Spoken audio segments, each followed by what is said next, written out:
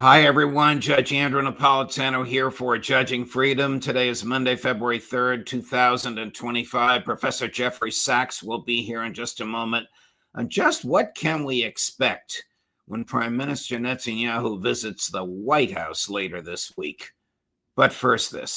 Markets are at an all-time high. Euphoria has set in. The economy seems unstoppable, but the last administration has buried us so deep in debt and deficits, it's going to take a lot of digging to get us out of this hole. Are you prepared? Lear Capital specializes in helping people like me and you grow and protect our wealth with gold. Did you know that during Trump's last presidency, gold rose 54% to a record high? If that happens again, that puts gold at $4,200 an ounce in his next term. Don't wait. Do what I did. Call Lear at 800-511-4620 or go to LearJudgeNap.com for your free gold ownership kit and special report, $4,200 gold ahead. When you call, ask how you can also get up to $15,000 in bonus gold with a qualifying purchase. Call 800-511-4620, 800-511-4620, or go to LearJudgeNap.com and tell them the judge sent you. Professor Sachs, welcome here, my dear friend. I want to explore at some length what we expect Prime Minister Netanyahu to be asking President Trump for on Tuesday of this week when they meet. But before that, to one of your many areas of expertise, which is the economy. Aren't tariffs inflationary, and won't the cost eventually be passed on to consumers? Well, tariffs disrupt the gains from trade. The reason you trade with other countries is that they produce things at lower cost. You produce certain things at a relatively lower cost, and there's mutual benefit from exchange. This is why trade is a win-win proposition, not a win-lose proposition. Now, tariffs disrupt that by design. They close the economy and make it impossible to get those gains from trade. Depending on how high the tariffs are, you lose more and more of the benefits of trade. It seems the Trump administration doesn't really understand that or follow that. They have a seeming misconception. I don't know exactly what's in anyone's mind on this, but they seem to think that since the U.S. runs trade deficits with other countries, it's buying more than we're exporting, that this is somehow a measure of unfairness, or that somehow we're subsidizing those other countries. But this is a little bit of a mistake. The reason you run not a trade balance, but a trade deficit is that you spend more than your income. So if you run credit card debt, you will run a big trade deficit with all those retailers who are selling you goods. And we run a huge budget deficit. It's nearly 7% of our GDP. So we're spending a lot more than our national income, and we run trade deficits with the rest of the world. That's not because they're doing anything unfair. It's because we like to keep taxes low, spending high, saving low, and lots of consumption, and basically do that on credit, like a credit card. It shows up as a trade deficit because we're buying so much more from the rest of the world. You don't stop that by breaking the trade process. You close the budget deficit. And that's a completely different issue from unfair trade. How does this end? Do China, Canada, and Mexico impose tariffs on what we export to them? And does the price of everything go up? Well, first of all, when you said inflation, what it really means is whether prices go up, which of course some will, or output goes down and employment goes down, real living standards will be diminished by these actions. You can look at the market reaction, by the way. All the stock markets around the world are down. It's not that the US gained and they lost. Everybody loses from a diminishing of the gains from trade. So the verdict is a thumbs down that this makes no sense. Now, that would be true even if there's no retaliation, but there will be retaliation, which means you cut the mutual benefits. Well, we'll also cut the mutual benefits. We'll get a spiral of bad behavior. When I went to school a long time ago, we used to study something called the Smoot-Hawley tariff in 1930, which set off the Great Depression or intensified the Great Depression. I think it's more accurate to say. But it's interesting. The Smoot-Hawley tariff, one was a congressman, one was a senator, was a piece of legislation. Now our so-called democracy has collapsed to the point where it's just one person deciding these things. A little bizarre. President Trump declares an emergency on our northern border. Did you notice the emergency on the border with Canada? Well, he declared an emergency, which said, therefore, he has the right unilaterally, stroke of a pen, like King George III that we rebelled against, by the way, to put taxes on imports.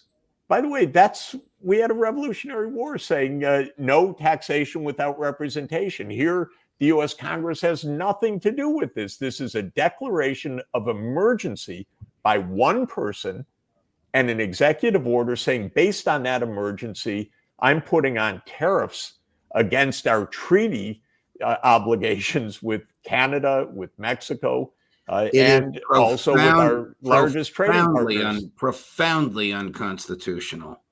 But in 1936, in a famous case called Curtis Wright, where FDR banned the exportation of arms from a manufacturer in the U.S. to Bolivia, Supreme Court said, well, if it's part of the president's foreign policy, he can do it. And since that time, all the power has flowed to the presidency, while the Congress looked the other way. It is incredible. And thank you for giving us the precise moment and an explanation of Congress abandoned its constitutional responsibilities fundamentally. And by the way, the American public knows it. I looked yesterday at the Gallup survey of American confidence in our institutions, whether it's the presidency, the Congress, the Supreme Court, the police, the military, the public schools, and so forth. Congress, is at the complete bottom of everything, the lowest level. I think 9% combined said a lot or quite a bit of confidence. 9%. The vast majority said none. They're not none, but very low. Just incredible where the congressmen just became satisfied to get their campaign contributions and to win re-election and have this easy incumbency, and they don't care about their constitutional prerogatives. Why isn't Congress jumping up and down saying, we are the only ones with the power to tax? That's as clear as can be in the Constitution. But they're not saying a word. Why is the Biden pipeline of aid to Ukraine still flowing, Professor Sachs? Do we even know? I don't think we know much of what's going on right now. There's so much opacity. Every day it's a little bit different line. Excuse me. So I can't give you an answer of why, because I don't even know what.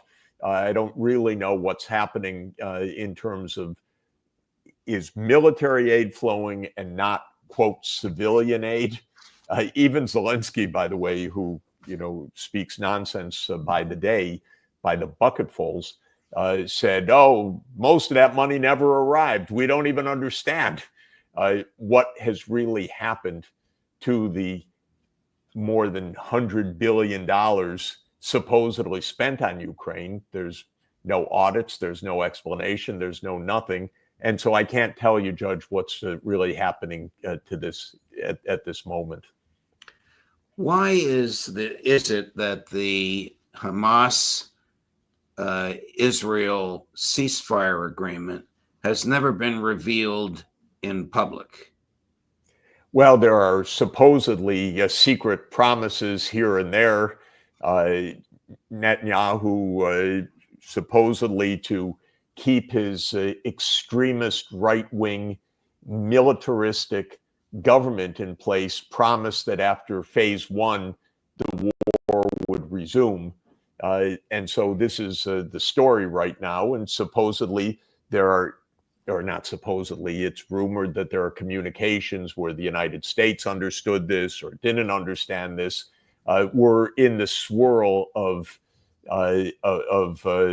propaganda maneuvering, no doubt some fake news, but the secrecy is par for the course. Nothing is done on the open right now because open, honest government would have ended this atrocity a long time ago. Everything is faked in terms of narrative. What is really going on, we know, which is that the extremist Israeli government, which has had American foreign policy completely under its control, has aimed for decades to not only occupy all of Palestine, but to basically ethnically cleanse Palestine. And this is now reaching the point where the entire world is aghast, shouting no, voting in every way, writing legal briefs about genocide and so forth, because Israel's behavior is so completely obnoxious, violent, and contrary to every international law and norm that it has come to the point where there is no open discussion of anything right now because of Netanyahu really revealed what his coalition government wants. It would be untenable to everybody, and the United States would be in complete complicity with this mass illegality and violence, which it isn't de facto. What did Netanyahu and the IDF gain by their genocide in Gaza? Well, they killed a lot of people, maybe 60,000, maybe 80,000, maybe 100,000. Otherwise, they gained nothing. They demolished the homes and the livelihoods of nearly 2 million people, and they gained nothing by it. They brought the whole world into unity in being aghast at Israel's behavior. They have generated anti-Israel feelings all over the world. They put the country at the greatest risk in its history, in my view. They gained nothing, but it's a government of unbelievable extremism. What does Netanyahu want from Trump tomorrow? From Trump, he wants the United States to go to war with Iran, and he wants a green light to continue the ethnic cleansing, both in Gaza and in the West Bank. Trump said contradictory things, not unusually. He said, on the one hand, he wants this ceasefire to be sustained and to become permanent. Thanks goodness. Enough killing of innocent people. It's unbelievable what has happened during the last year and some. But on the other hand, he just said, well, maybe those people in Gaza should go to Egypt or to Jordan or to some other place. And then Smotrich, the basically self-described fascist of the government in Israel said, "That's wonderful. That's our plan. That's our plan." That is the ethnic cleansing plan. And Trump uttered those words, and immediately the Arab neighbors, all of them said, "No way we're going to be party to another such ethnic cleansing," what the Arabs call a Nakba, a catastrophe, referring back to the time when Jewish terrorists chased hundreds of thousands of Palestinians from their home in 1948. No more Nakbas. And they said, "We will not be a party to it." So there's this situation right now which is completely untenable. Maybe it's just possible Netanyahu will come and say, I'm going to start the war again, and Trump will say, "No, the hell you're not going to," and that would be the right thing, of course, to do, and it would put an end to this unbelievable extremist phase of Israeli history, because Israel's extremism depends every minute of every day on U.S. backing. Right. And so if Trump says no, it actually ends, not because the Israelis agree, but because they can't do it without the United States backing. So Trump can make the ceasefire permanent by just saying so. He doesn't actually have to convince Netanyahu of anything. He just has to say, "I'm not arming you anymore for this." Just like in Ukraine, he doesn't have to convince Zelensky of anything. He just has to stop the flow of arms. Then the war stops. Is there any significance in your mind to the meeting between President Trump and Prime Minister Netanyahu, the first foreign leader to visit the White House in this term of the Trump presidency, while the Secretary of State is in Panama trying to shake down the president of Panama and take back the Panama Canal? Let's just say we're in a period of confusion. I don't see much strategy right now, except it could be, I'm going to take the brightest side possible. Maybe Netanyahu is coming here to be read the riot act. It's possible. If Trump's smart, that's what he would do. He would tell Netanyahu the war is over, your extremism is over, there's going to be a Palestinian state, then you will have peace, you will have normalization with Saudi Arabia, you'll have normalization with your neighbors, but the extremism of trying to control everything, of trying to ethnically cleanse the Palestinians from their land is over. If he says that, very smart, very good for American policy, and okay, Nobel Peace Prize. The other side, and it's quite possible because we don't know, is he's going to say, all my supporters tell me you're right, and you should continue the effort to battle on, or they talk about going to war with Iran or some utterly crazy thing.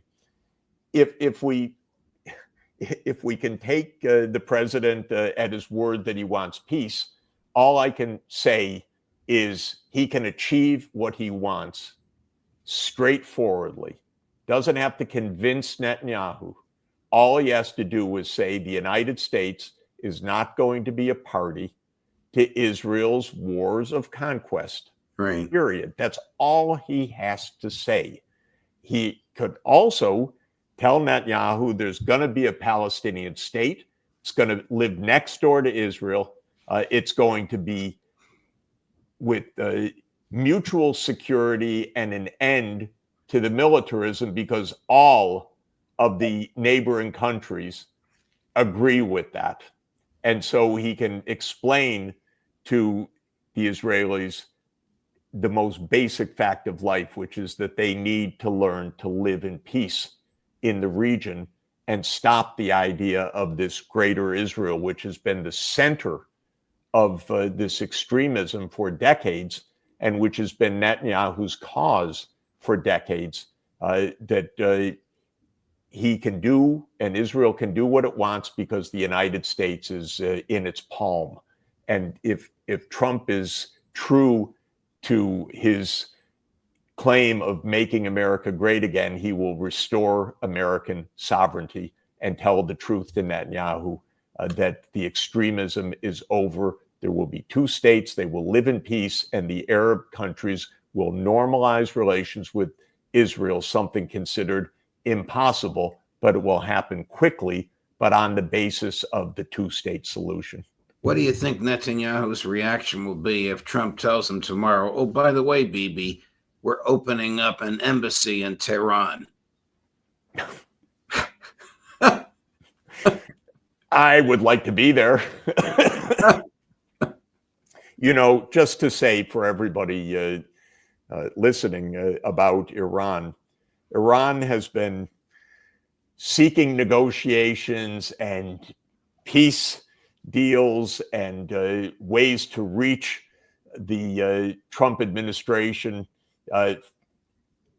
during this whole period. And before that, the Biden administration, which completely blew them off because Blinken was totally, he was the Secretary of State of Israel more than the United States, it seemed many times. But the Iranians have been saying in every venue, and I've heard several of them, with the president, with senior officials, they want peace, they want normalization, they want diplomacy, they want discussion. Now, if Trump would hear this, it would also be a sea change. Our entire policy vis-a-vis Iran has gone through the Israeli foreign policy for decades now. We have not had our own diplomacy. When Obama tried negotiating with Iran and succeeded, actually, as part of a multi-country agreement, the so-called Joint Comprehensive Plan of Action, the JCPOA, the Israelis jumped up and down, went to Congress, said this has to stop, and Trump abandoned it. So our whole foreign policy vis-a-vis Iran has, again, like so much of our policy in the Middle East, was dictated by Israel. This is crazy. We're a sovereign country, actually, a sovereign country that underpins Israel's own extremism. So we can say no at any moment. Professor Sachs, thank you very much. I know we covered a full gamut of issues, and I appreciate your time and you allowing me to pick your brain. All the best. I hope we can see you again next week. We will. Thanks a lot. Thank you. Bye-bye. Bye-bye. And coming up later today at 10 o'clock this morning, Ray McGovern, and at 11:30 this morning, Larry Johnson. Judge Napolitano for Judging Freedom.